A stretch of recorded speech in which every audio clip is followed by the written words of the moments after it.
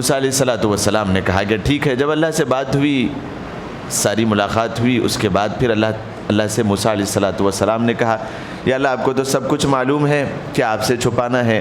ایک بندہ ملا تھا، ایک پیغام پہنچایا، بڑا مالدار تھا، بہت ساری نعمتوں کی فراوانی اس کے پاس تھی۔ موسیٰ وہ یہ کہہ رہا تھا کہ اب نعمتیں بہت ہو گئی ہے، اب بس بھی کر دیجئے، نسلیں بیٹھ کر کھائے گی، قوم کے قوم یہاں سے فیضیاب ہوں گے، فائدہ اٹھائیں گے۔ موسیٰ اب کہنا اللہ سے کہ اب نعمتیں روک دے۔ اللہ تبارک و تعالیٰ نے کہا کہ موسیٰ میرے اس بندے کو ایک پیغام میرا بھی پہنچا دینا، وہ یہ ہے کہ نعمتوں پر شکر گزاری کرنا چھوڑ دے۔ نعمتوں پر جب کبھی کوئی نعمت تجھے ملے خاموش ہو جانا سیکھ لے، شکر ادا کرنا چھوڑ دے، اللہ کی تعریف بیان کرنا چھوڑ دے، الحمدللہ کا ورد اپنی زبان سے دور کر دے، خود بخود نعمتیں گھٹتی چلی جائے گی، خود بخود نعمتیں کم ہوتی چلی جائے گی۔ موسیٰ علیہ السلام نے کہا کہ ٹھیک ہے، ایک اور بندہ ملا تھا یا اللہ آپ تو جانتے ہیں، غریب تھا، خلاش تھا، فقیر تھا، دن رات کا رونا اس کے اوپر تھا، کوئی چیز اس کے پاس نہیں ہے۔ اس نے بھی ایک پیغام پہنچایا، وہ کہتا ہے کہ بھولے بھٹکے ایک نعمت میری پاس بھی۔ اللہ تبارک و تعالیٰ نے کہا کہ میرا ایک پیغام اس کو بھی پہنچا دینا، اسے یہ کہنا کہ جب کبھی کوئی نعمت اللہ تبارک و تعالیٰ کی ملی، یا پھر جو نعمتیں اللہ تبارک و تعالیٰ کی تمہارے پاس ہے اس کا شکر ادا کرنا شروع کر دینا، الحمدللہ کہہ لینا، یا اللہ تیرا شکر ہے، اس طریقے کے الفاظ کہہ لینا، خود بخود نعمتوں میں اضافہ ہونا شروع ہو جائے گا۔ موسیٰ علیہ الصلوۃ والسلام پہنچے۔ اب آپ دیکھیے یہاں سے جو واقعہ ہے موسیٰ علیہ الصلوۃ والسلام کا، وہ لوگوں کے مائنڈ سیٹ کے حساب سے ہے۔ اللہ تبارک و تعالیٰ کو جس کو نعمتوں کی فراوانی دینا ہوتا ہے اس کا مائنڈ سیٹ خود اللہ تبارک و تعالیٰ بنا دیتے ہیں، یا پھر اس کو توفیق دے دیتے ہیں۔ اور جس کو اللہ تبارک و تعالیٰ کو نعمتیں اس کے مقدر میں اللہ تبارک و تعالیٰ نے نہیں لکھی، تو اس کا خود دماغ اور اس طریقے سے بنا ہوا ہوتا ہے کہ وہ کبھی اللہ کی شکر گزاری نہیں کرتا بلکہ ناشکری ہی کرتا رہتا ہے۔ آگے واقعہ سنیے۔ موسیٰ علیہ الصلوۃ والسلام اس مالدار کے پاس پہنچے اور کہنے لگے کہ اللہ تبارک و تعالیٰ نے تمہیں ایک پیغام پہنچایا ہے، وہ یہ ہے کہ میرے بندے جب کبھی تمہارے پاس میری کوئی نعمت پہنچے یا میری کسی بھی نعمت تمہیں یاد آ جائے، جب میری کسی بھی نعمت کے اوپر تمہاری نظر پڑے تو تم اللہ تبارک و تعالیٰ کی تعریف بیان کرنا چھوڑ دو، الحمدللہ کہنا چھوڑ دو، اور نعمت پر شکر گزاری کرنا چھوڑ دو، خود بخود نعمتیں رک جائے گی۔ اب آپ آگے دیکھیے اس بندے نے جو جواب دیا، اس نے کہا کہ آنکھوں میں آنسو ہے، وہ کہتا ہے موسیٰ اور بھی جو احکامات خداوندی ہے ان پر تو پابندی سے میں عمل کرتا نہیں ہوں، 3 وقت کی نمازیں فرض تھی، وہ کبھی چھوٹ بھی جاتی ہے، کبھی زکوٰۃ ادا ہوئی کبھی نہیں بھی ہوتی ہے، کبھی اور احکامات خداوندی اور حقوق اللہ میں کبھی کوئی کمی ہو جاتی ہے، ایک چیز تو پابندی سے کرتا ہوں، ایک چیز پابندی سے کرتا ہوں، وہ ہے اللہ تبارک و تعالیٰ کی نعمتوں پر شکر گزاری۔ اگر وہ بھی چھوڑ دوں تو بچے گا کیا میرے پاس؟ کیا میں اللہ تبارک و تعالیٰ کو صورت دکھاؤں گا؟ کون سا میں جو ہے نا چہرہ لے کر پھر اللہ کے پاس جاؤں گا کہ کیا کر کے آیا؟ بغیر کسی وجہ کے، بغیر کسی حق کے اللہ تبارک و تعالیٰ نے نعمتوں کی اتنی فراوانی عطا کر کے رکھی ہے، تو اس کا شکر گزار بندہ بھی نہ بنوں، یہ تو محال ہے، یہ ناممکن ہے۔ تو اس نے فوراً اس بول پر بھی کہ یہ بول اللہ تبارک و تعالیٰ نے میری زبان سے نکلوائے کہ شکر گزاری نہ کہنے پر میں شکر گزاری کر رہا ہوں، تو اللہ تبارک و تعالیٰ کا اس نے اس پر بھی شکر ادا کیا، اور فوراً دیکھا موسیٰ علیہ الصلوۃ والسلام نے کہ ایک بڑا سا لشکر اونٹوں کا بہت ساری نعمتوں کے ساتھ، بہت سارے جو ہے نا اناج کے ساتھ اس کی طرف پہنچ رہا ہے۔ وہ واقعہ بھی اللہ کے رسول علیہ الصلوۃ والسلام نے سنا ہے اس واقعے کو سناتے ہوئے کہ وہ اناج بچپن میں اس کے باپ نے کسی سے کوئی ڈیل کی تھی، وہ بھول گیا تھا، یاد آیا کہ اس کا بیٹا زندہ ہے تو کیوں نہ میں مرنے سے پہلے اس کو یہ پہنچا دوں، تو وہ اس کے بیٹے کو پہنچانے کے لیے آیا۔ یعنی یہ ایک بہت بڑی نعمت ہے جو اس تک شکر گزاری کی وجہ سے پہنچ گئی۔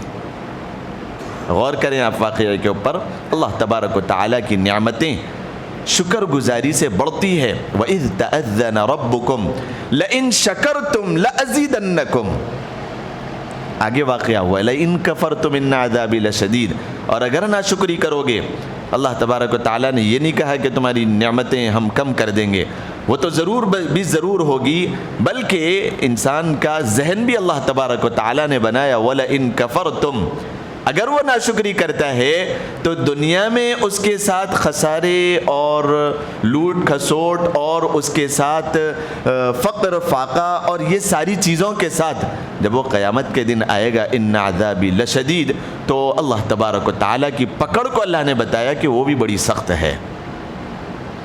موسیٰ علیہ السلام کا اس شخص سے اب ملاقات ہوئی جو غریب ہے، قلاش ہے، فقیر ہے۔ موسیٰ علیہ السلام نے کہا کہ اللہ تبارک و تعالیٰ نے تم تک ایک پیغام پہنچایا ہے، موسیٰ جلدی بولو، نعمتیں آئے گی میرے پاس۔ تو موسیٰ علیہ السلام نے کہا کہ جب کبھی اللہ تبارک و تعالیٰ کی نعمت تم تک پہنچے یا تمہاری نظر اللہ تبارک و تعالیٰ کی نعمت پر پڑے جو تمہارے پاس ہے، تو اس پر اللہ تبارک و تعالیٰ کا شکر ادا کر لیا کرنا، اللہ تبارک و تعالیٰ خود بخود نعمتوں میں اضافہ کرتا چلا جائے گا۔ تو اس شخص نے کہا کہ نعمت ایک زمانے سے کھانے کے لیے کھانا نہیں ہے، پتے چبا کے زندگی گزار رہا ہوں، سر ڈھانکنے کے لیے چھت نہیں ہے، جسم پہ دیکھ رہے ہو کہ کپڑے کا ایک ٹکڑا نہیں ہے، آل اولاد چھوڑ کے چلی گئی، اب کس بات کے اوپر، کس نعمت کے اوپر اللہ کا شکر ادا کروں؟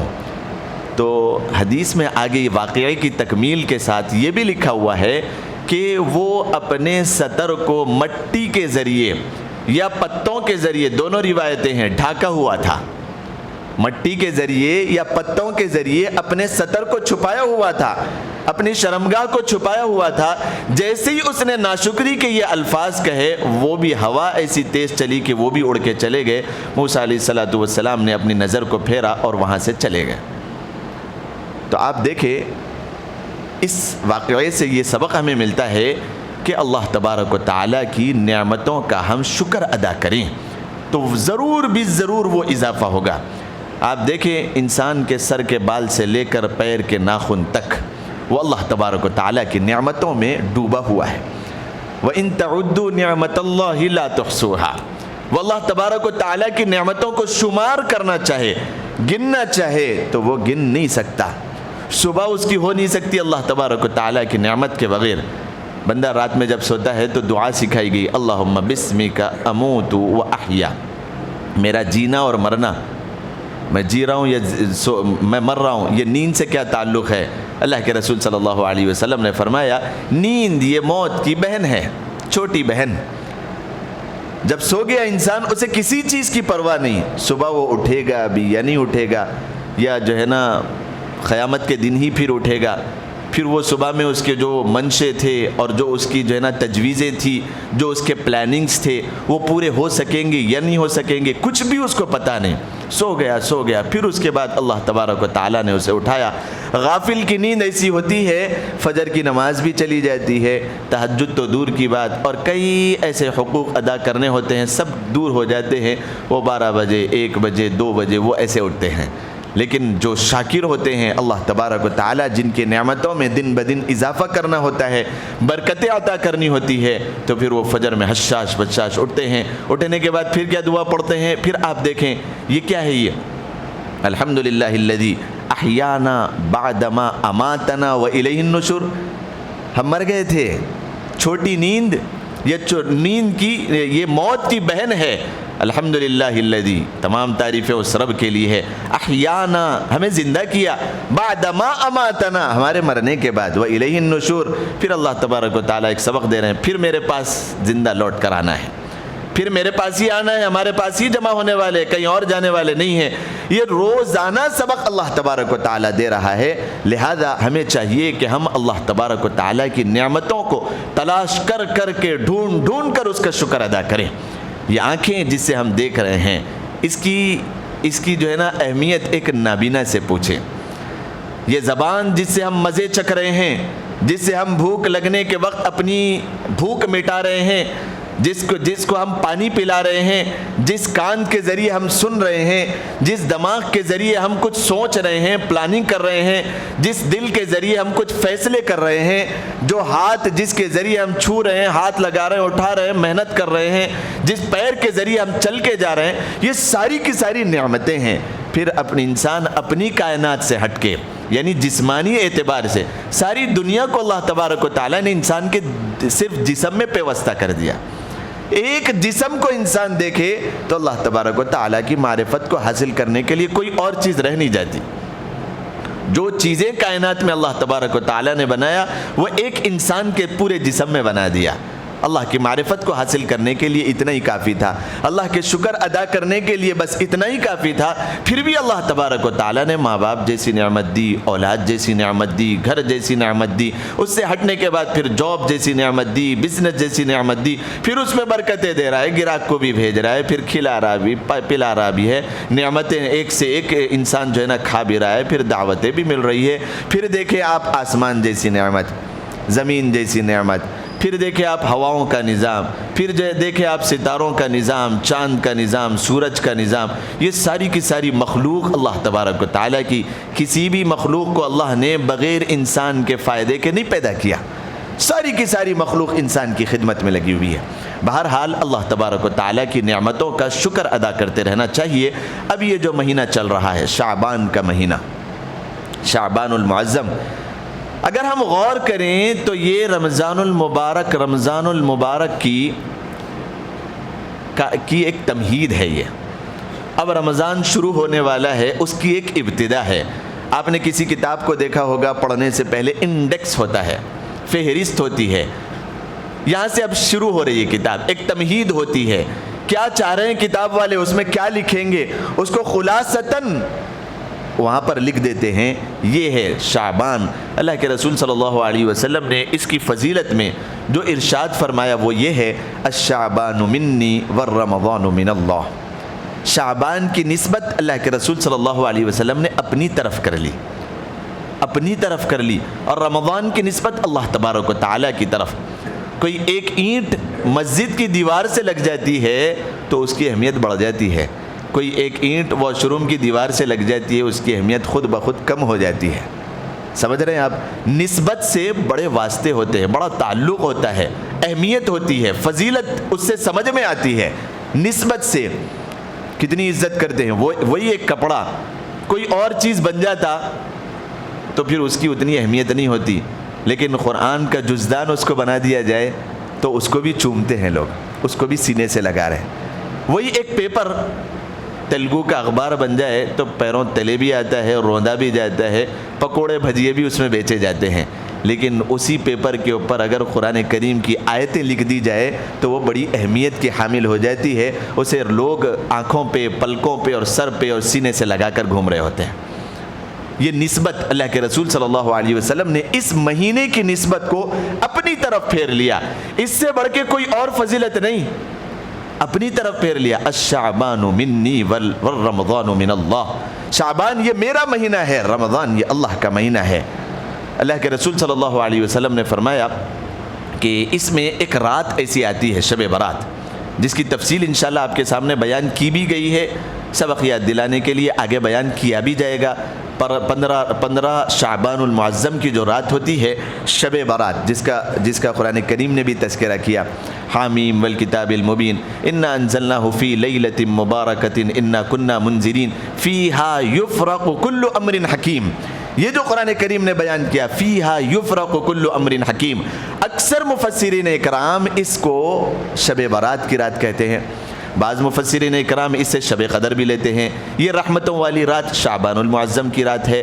امی جان حضرت عائشہ صدیقہ رضی اللہ تعالی عنہا ارشاد فرماتی ہے کہ میں نے رمضان المبارک کے بعد رمضان المبارک کے بعد کوئی بھی ایسا مہینہ نہیں دیکھا جس میں زیادہ کثرت کے ساتھ اللہ کے رسول صلی اللہ علیہ وسلم روزے رکھتے تھے.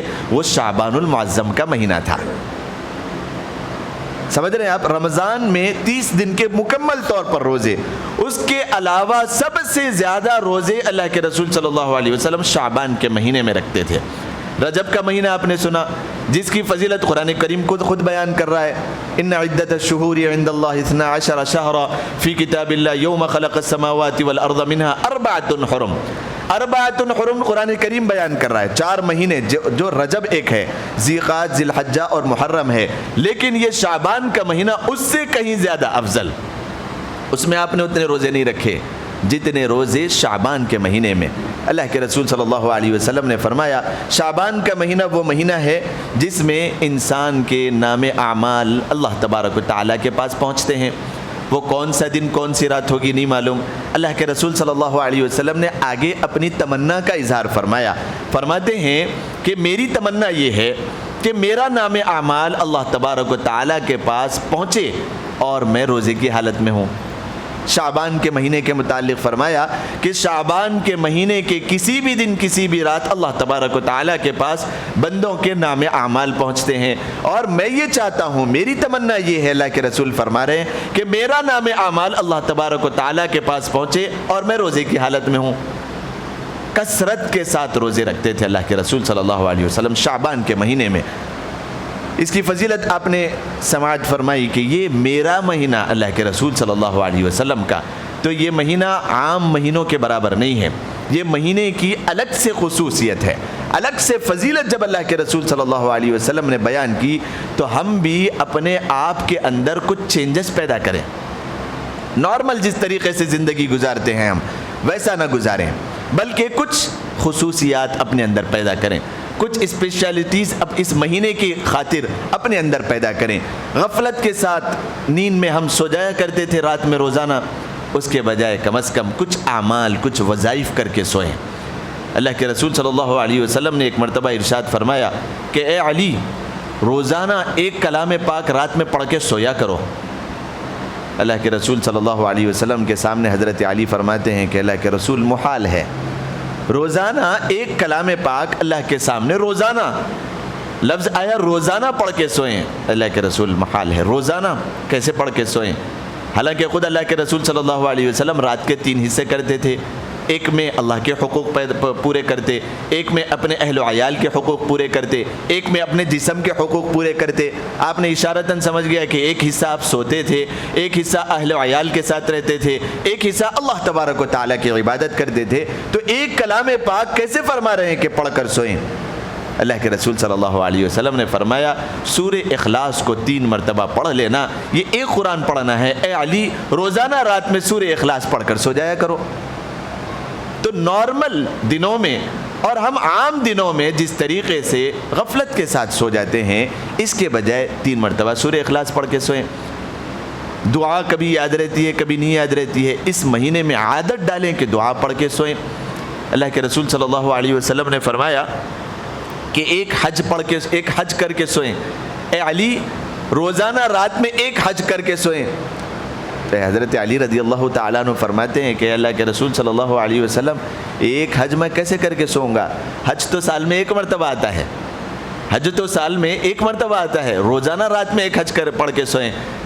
علی، 100 مرتبہ درود پڑھنا ایک حج کرنے کی فضیلت رکھتا ہے.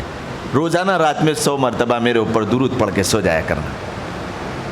اب دیکھیے، آپ عام طور پہ ہم یہ چیز نہیں کرتے، لیکن اگر ہم یہ دنوں میں خاص طور پہ شعبان المعظم میں اپنی تھوڑے سے روٹین کو چینج کریں، ایک 10 منٹ دے دیں، کوئی بڑی بات نہیں ہے. 100 درود صلی اللہ علیہ وسلم پڑھیں، صلی اللہ علی النبی الامی پڑھیں. 100 مرتبہ پڑھنے میں کوئی زیادہ وقت نہیں لگتا. استغفار کی کثرت، اللہ کے رسول صلی اللہ علیہ وسلم نے فرمایا کسی پیاسے کی پیاس بجھا کر اور کئی مسکین، ذہن میں وہ عدد یاد نہیں ہے، کئی مسکینوں کو کھانا کھلا کر سوئیں. اللہ کے رسول صلی اللہ علیہ وسلم کبھی ہم کھاتے ہیں تو کبھی فاقہ ہوتا ہے گھر پہ. واقعات آپ نے اکثر سنے. حضرت علی رضی اللہ تعالیٰ عنہ فرماتے ہیں محال ہے, اللہ کے رسول صلی اللہ علیہ وسلم نے فرمایا کہ 100 مرتبہ استغفر اللہ کی کثرت کر کے سونا کئی مسکینوں کو کھلانے پلانے کے برابر ثواب رکھتا ہے. تو عام دنوں میں اگر نہ ہو, کم از کم شعبان المعظم کے اس مہینے میں ہم اس باتوں کی عادت ڈالیں کہ کئی مسکینوں کو کھانا کھلا کے ہم سو رہے ہیں, یعنی استغفار کی کثرت کر رہے ہیں, درود کی کثرت کر رہے ہیں, اور سورہ اخلاص پڑھ کے سو رہے ہیں. فجر کی نماز پابندی کے ساتھ پڑھنے کی کوشش کریں.